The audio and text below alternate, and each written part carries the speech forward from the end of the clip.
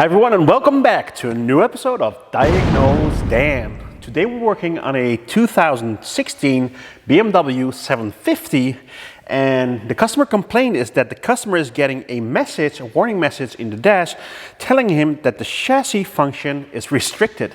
So let's find out what that's all about. So let's diagnose this together.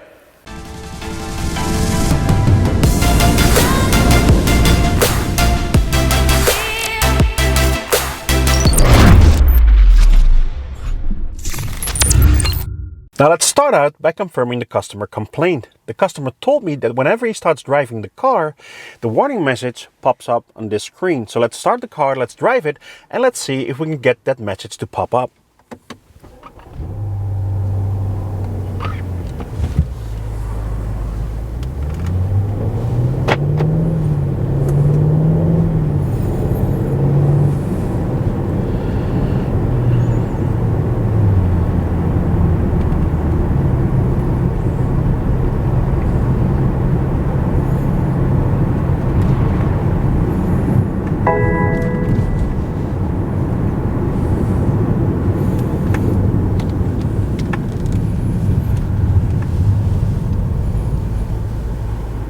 So the message just appeared and it's telling us you can't continue driving, chassis function restricted, visit your service partner at your convenience. So I guess we are the service partner today, so let's diagnose this together.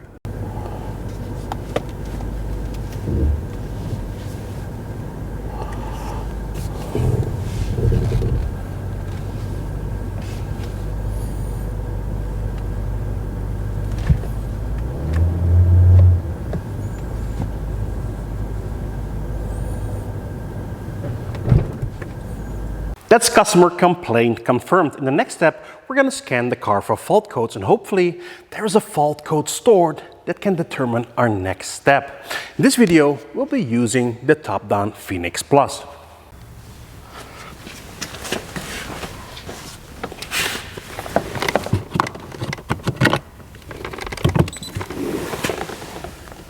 I just completed a quick scan of the car, and by the way, if you think I don't sound like I normally do, you are 100% correct. I just had COVID last week and I don't feel 100% fit yet, so please bear with me. Now I did a quick scan of the car and of course we are interested in anything chassis related. Now I did find a fault code stored in the vertical dynamics management system, and the fault codes that are stored are vehicle extremely low in the front left and vehicle level not adjustable. Now this BMW has got a very sophisticated suspension system. It has got air suspension, adjustable shocks, adjustable sway bars, you name it, and it's got it. Now when we look at the fault codes, and one in particular, vehicle level not adjustable, we need to think and ask ourselves, how does this car adjust its level? And exactly, that's by using the air suspension. So somehow this car is not able to adjust its level using the air suspension. Now you might think vehicle level not adjustable doesn't give us a lot of details. But the interesting thing is the things it's not telling us. It's not giving us any fault codes on any sensors. Now this car is very sophisticated.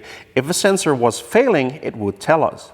So this makes me to believe we've got a mechanical problem like an air leak or something wrong with the air compressor.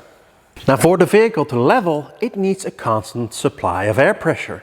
And that air pressure is being supplied by the compressor.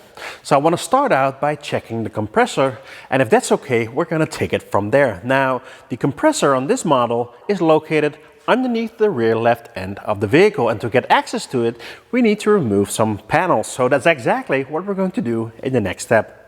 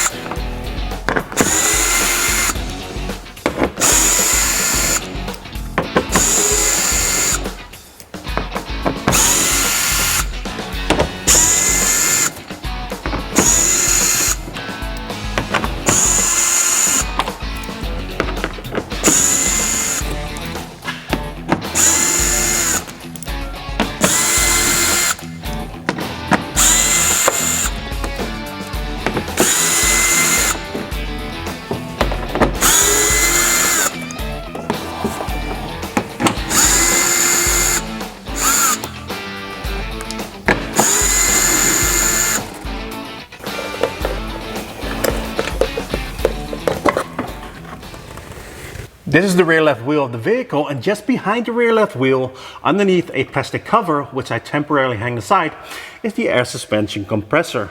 Now, before we do anything else, I first want to make sure that this compressor is being controlled. So that basically means if it's being turned on by the computer. By doing so, we can rule out any wiring issues to the compressor itself. Now, what I did is I disconnected the connector from the compressor and I hooked up a light bulb to the circuit. Now, if we lowered the car back on its wheels and it's trying to raise the vehicle, it should turn on the compressor and that light bulb should light up. Now, the easiest way to activate the compressor would be if we could bidirectionally control it. Now, unfortunately, the top-down doesn't give us that option. Now, I had a quick look at my launch and auto and other scan tools I've got, and they don't either. So, unfortunately, we need to start the car, maybe push on the car until it activates the compressor by itself.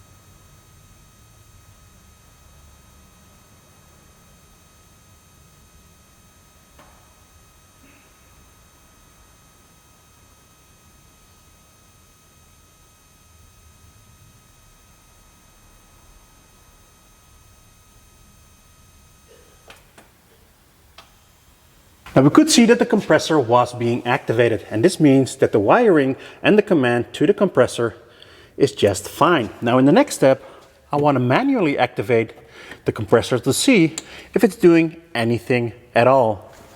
So I back probe that big fat positive wire running to the compressor, that red wire over here, and I'm going to manually provide it with a power with my power probe and see if the compressor runs at all. So here we go. And I hope you can hear that, but the compressor is running. Now, a running compressor doesn't necessarily mean it's also building pressure. So in the next step, I want to unscrew this pressure line coming from the compressor and feel if it's building any pressure at all.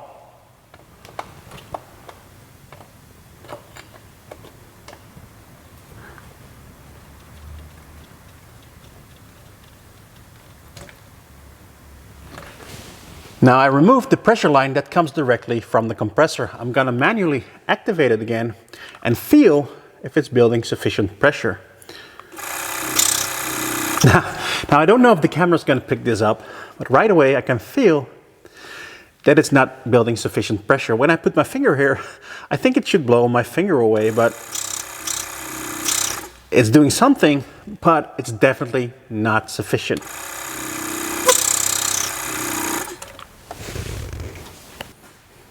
Now, I can feel that the compressor is not supplying enough pressure, and I know this by experience.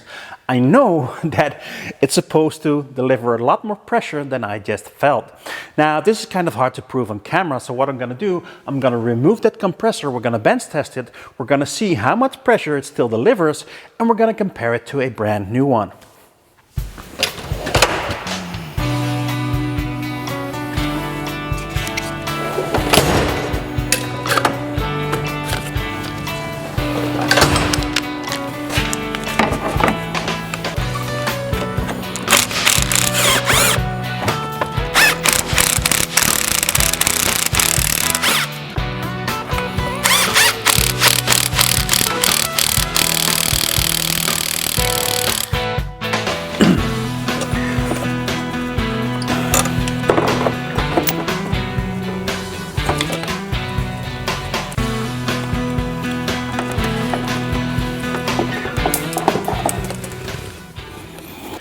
I removed the compressor from the car and I've got the power probe hooked up to the compressor so we can activate it. I still got the power probe hooked up to the car and I connected a pressure gauge to the discharge line of the compressor. Now, this particular gauge only goes to 1.5 bar, which isn't much, but I don't know, maybe it's enough, or we might end up having to change that gauge. But first let's find out how much pressure this old compressor still delivers. Now let's see what it does, activating the compressor.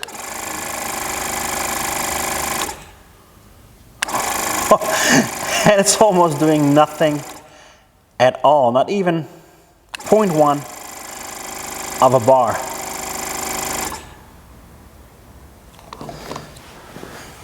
So the old compressor wasn't really doing much. Now I've got a brand new compressor, so let's compare it and see if we can spot a difference. Now the same test as before, but this time with a new compressor. Here we go. Oh yeah, big difference, almost going off the scale. One more time.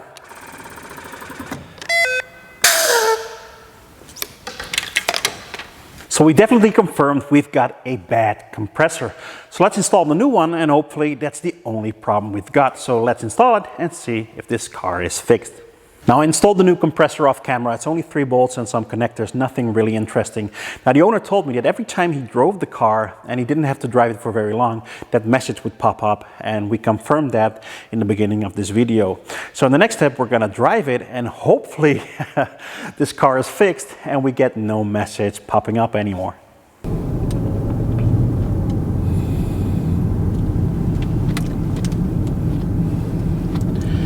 Now I've been driving the car for about 30 minutes now, and still no message on the screen and no fault code stored. Now when I replaced the compressor and I first started the car immediately started raising, and it didn't do that before. Also the ride is a lot smoother.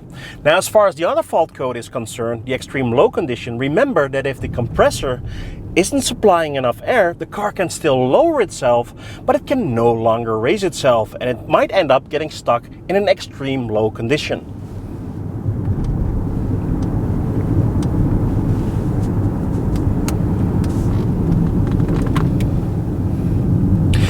This car is driving so smooth. This one is definitely fixed.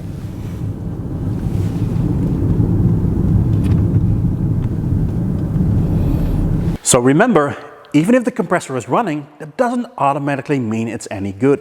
Now there's one more thing I need to do, and that's to replace the compressor relay. If this little relay gets stuck, the compressor will keep on running, overheat, and fail. So a cheap part, but it can save you a lot of money. Now I really hope you enjoyed this video. If you did, please subscribe to my channel. And when you hit the little bell, you will get a notification each time I upload a new video. And remember, Diagnosedan, fixed it again. See you next time, guys.